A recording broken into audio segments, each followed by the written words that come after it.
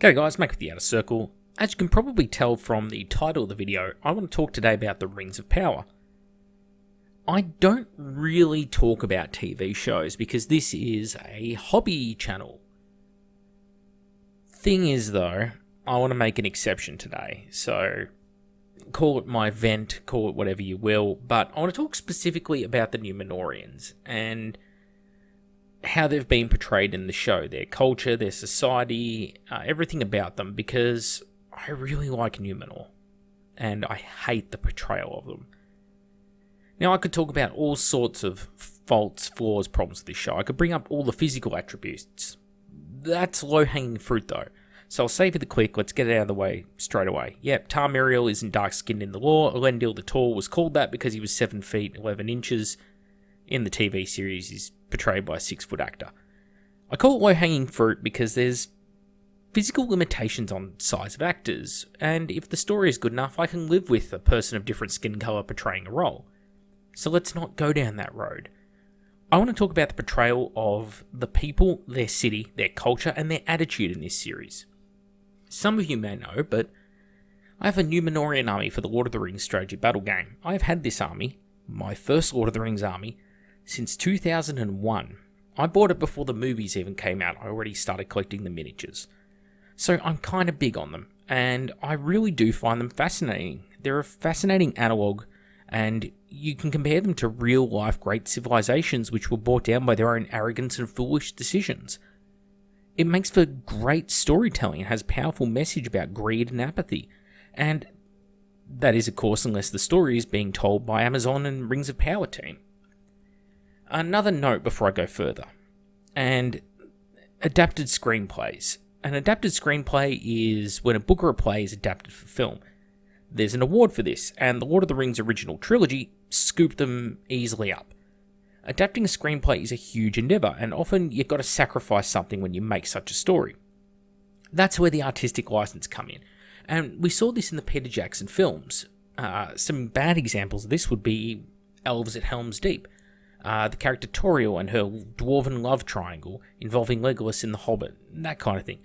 These are instances, of course, I dislike. But if you listen to the commentary tracks, they'll often justify their decisions, and it sits with you however it does, but at least you know why they chose to do it. There's also some instances where they did something different, and you kind of sit there going, oh, no, I get it, that makes sense. So, for example, Thorin was aged down from the book to the film counterpart, because their belief, and it does make sense, is that it makes no sense for an old man to try and reclaim the Lonely Mountain. You want someone who could viably rule it and produce an heir in a line of succession. If they're young and they have a longer life ahead of them, it's also a more tragic loss when you lose them. So it makes perfect sense why they omitted that or they changed those details. Other things that they might omit, well, sometimes you've got to leave things out because they're a side story or they may bloat the main narrative. For example, Tom Bombadil and Glorfindel, both fan-beloved characters from the Lord of the Rings mythology, and they cop the short end of the stick in the Peter Jackson trilogy, but again, for the sake of the narrative flow, you have to kind of give it a pass. So with that out of the way, how does Amazon do? Well, I'm going to list some grievances here. We'll start with minor ones, but believe me, minor ones play into big ones, that's why I have to talk about them. So, look at the Palantir. On the show, they have one, and they make specific mention of it and how it's the only one. Thing is, in the actual background of the universe, it's not in the Queen's possession, nor is it what Tar Palantir, her father, used. The stones were a gift from the elves to the faithful, held by Amandil and later his son Elendil the Tall. They were the Numenoreans who remained friends with the High Elves, or the Elves, not the Elves of Middle-earth. And to them, the rest of the culture basically turned xenophobic. Okay, hating elves, hating and bitter and jealous towards them. And when Numenor falls, it's Elendil who takes these with him to Middle-earth, and he places them in Numenas, which is the capital of Arnor, Amonsul, Weathertop, Alastirion. He also places them in Osgiliath, which was the capital in the south, Orthanc, which of course everyone knows Saruman's Palantir, Minas Ithil, which is the one that Sauron captures, and Minas Anor, which becomes Minas Tirith. Palantir himself was not some old dotard moaning on his deathbed, senile, Alzheimer's, whatever he has in his portrayal on the TV show. So remove that entirely from the Palantir Stone's story. His name means far-sighted, that's what the word means, and it was because he could foresee the future, predict what would come to pass, and for centuries, about 1,000 years leading up to this time, more xenophobic rulers who had lived before him held on to their lives. It's a big deal in Tolkien mythology that the humans of these Numenorean lines, they should be giving their life up willingly. They live a long and fruitful life. They hit like 25 years old, 30 years old, and then they stop aging for 100 or 200 years, and then they start aging again. Okay, so they live a beautiful, long, early adult, middle life sort of, lifestyle. And at the end of that time, rather than surrendering to death grudgingly, they instead freely choose to give up their life, say goodbye to their family and friends, and die peacefully in their sleep. And Aragorn chooses to do this at the end of The Lord of the Rings, for example. You see a sort of flashback to it in the films. Or a flash forward, I guess, in a potential vision of the future Arwen has. Palantir was the only one to do this in 1,000-odd years, so it's kind of a big deal. He didn't fall into senility or anything like that. He gave up his life because he was trying to make amends for what his culture had done. Now, when he does die, his daughter Tamiriel is then forced into a marriage by her cousin, Farazon. Now, she's Tar and he's Ar. Why is that? Well, Tar, T-A-R, is an elven title, and Ar, A-R, is a human one. So, as a part of the growing xenophobia and hubris of late Numenor, they insisted on using human speech instead of the token or custom elven names that they'd used for centuries. So, Tar Palantir revived the use of elven Tar, and Ar-Pharazôn, a very, very arrogant man, said, no, ignore him, back to Ar, when he took over and usurped the crown. So, about the xenophobia stuff. In the show, this is a lot to get through, so bear with me. In the show, Galadriel and Halbarad, who is a human who ends up coming with her to Numenor, that would not work in the time period the show describes. For a start, obviously, one character is made up and the other is living with her family in Lorien. And she already possesses the ring Nenya. We need to cover some details here because the show is a mess and Tolkien's very complex. So, in the year about 1500 of the Second Age, Sauron works with Celebrimbor to create the Rings of Power. Gil-galad and Galadriel didn't trust him, and so he couldn't work with them. He was basically banished from their lands, because they knew better, unlike their portrayal in the show. And Celebrimbor, though, he was able to be lulled over by basically being tempted with the ability to create something as powerful as his ancestor Fëanor, or his grandfather Fëanor had. And it takes about a century from when they start the Rings of Power project to when Sauron creates the One Ring. At that point, the Elven Rings are hidden, and that's in the year 1693 of the Second Age. So 193 years after the Rings of Power created, Sauron and the Elves now go to war, and the Elves under Gil-galad, they're basically fighting hard for the peoples of Middle-earth, and they're losing. They get pushed right back across Middle-earth. Lindon is burned down. Galadriel and that, they retreat to their forests, and things are looking pretty, bleak for them, but then the Numenoreans come and join the fight. So, they join the fight, and when they do, basically they completely crush Sauron, even with the might of the One Ring, and that's in 1700 of the Second Age. So, when does Sauron now recover his strength and recover his forces? Because he is absolutely crushed. Nearly every single orc that he had is killed in these series of battles that he fights against the forces of the High Elves under Gil-galad and the forces of Numenor. So, it's not until 3261 that he decides he's going to make a play for the overlordship of Middle-earth, and that's when he's confronted by the army of Ar-Pharazôn. Seemingly what the show is trying to hint at with Miriel sailing to Middle-earth with Galadriel. And this is some 1761 years after the forging of the Rings of Power, which an event is simultaneously happening, supposedly according to the canon of this TV show. That's a problem. That's a 2,000-year discrepancy. To give you some idea, that would be like if Rome is going through the 3rd century crisis right now, and 747s are flying overhead. That's the time difference that we're talking here. The Hittites and the Egyptians are fighting at Kadesh at the same time as the Crusades are taking place in the same part of the world. Like, it's a huge span of time, okay? Nearly 2,000 years.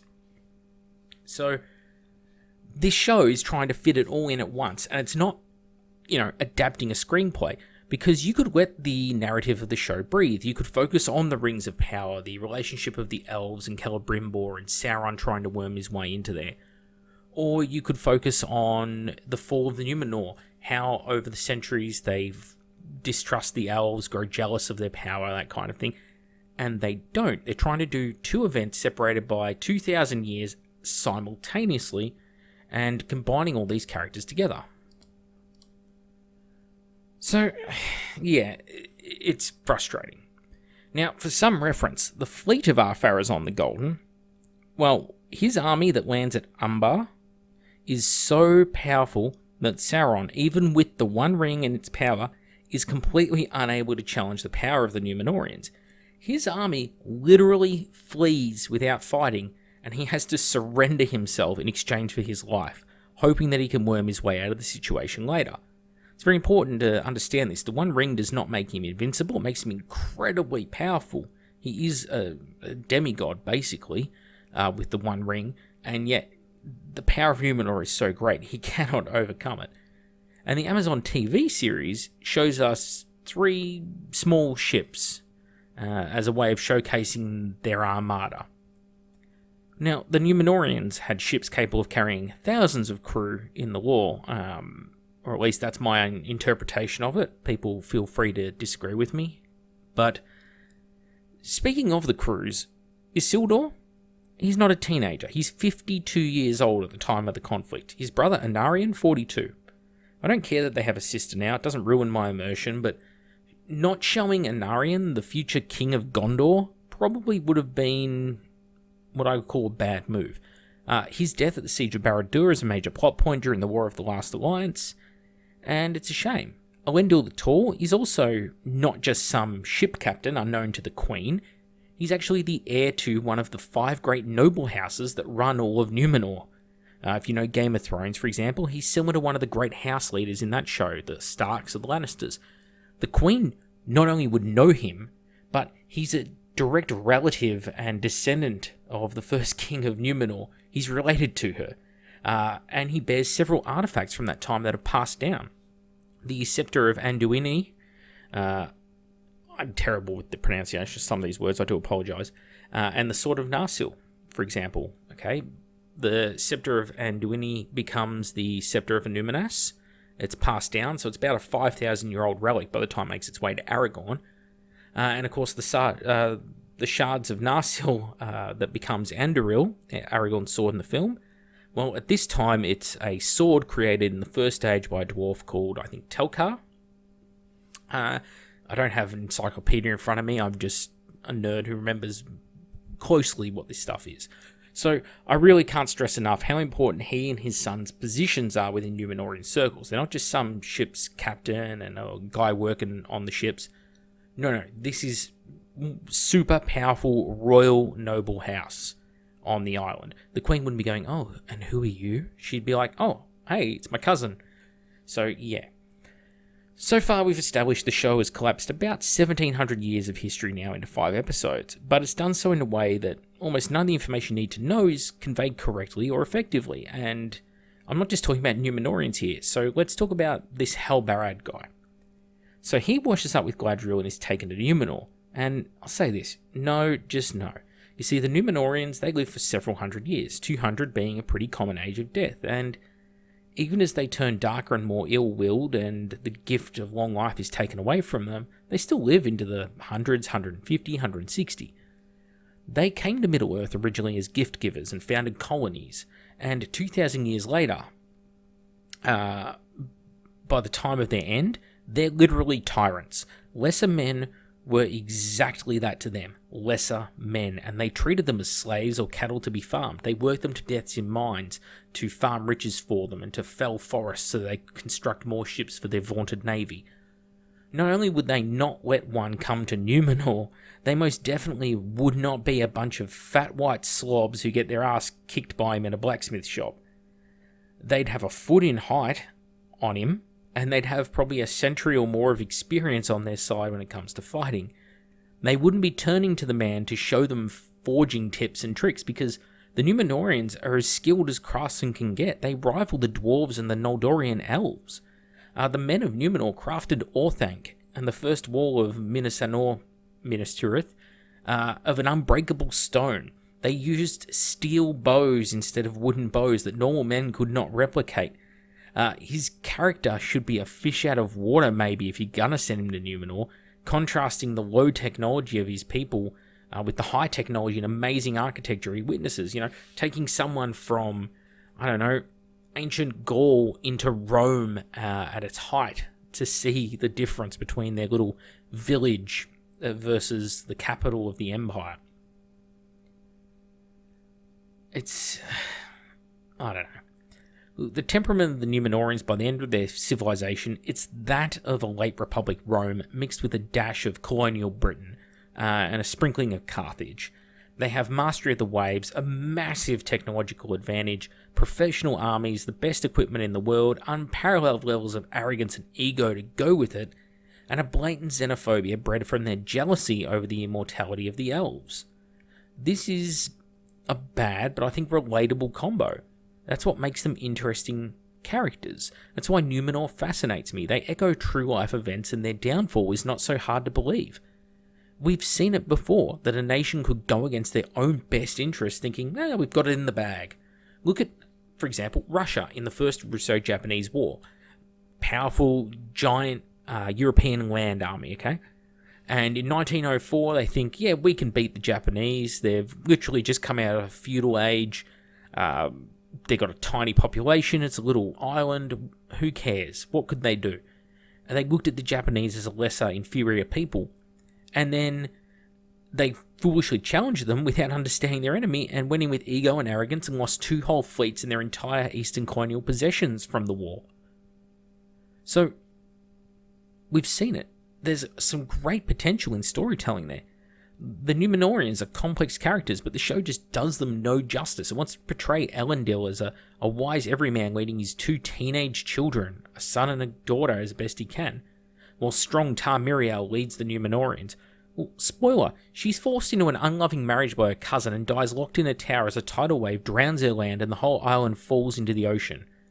It wants to act like Numenoreans and normal men get along, and they are just normal, nice people and not a race of superhumans.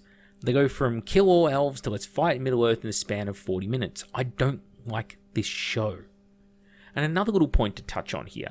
The capital of Numenor, Menelaus, is it's in the middle, slightly to the right of this map.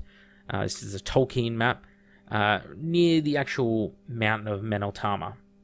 So, that's the capital. Ravenna, to the east of there, is their principal harbour. So, the show is showing you, this is the lack of attention to detail. They're showing you Menelaus. Okay? And where they would be docking is Ravenna. They'd be docking at the great docks of Numenor, not sailing up a river to get to the capital city. And when you see that port, this is what it looks like. This is the capital of the greatest maritime nation that the world of Middle-earth ever has or will see, that is literally sailed to the edges of the world. Circumnavigated the world, as it were, pretty much. The world is not round, believe it or not. It is a flat earth until after Numenor falls, then it becomes a round world. Long and convoluted story, but interesting. And you can see here very few ships, and small ships at that. Lots of little fishing boats and stuff, which is fine. You would imagine that. But this is meant to be the chief great port of this maritime nation, with colonies scattered all over Middle-earth, with goods coming and going all the time. Look at England, okay? Look at a basic dockyard in England, okay? Just some little town on the outskirts of a river in the 1700s. There's none of this in Numenor. There should be all these great docks scattered around there. We know there are, because in the Book of Unfinished Tales it talks extensively about them. There should be docks of all these ships under construction, buildings everywhere with lumber being carted in, and no sign of trees for miles around because of all of this.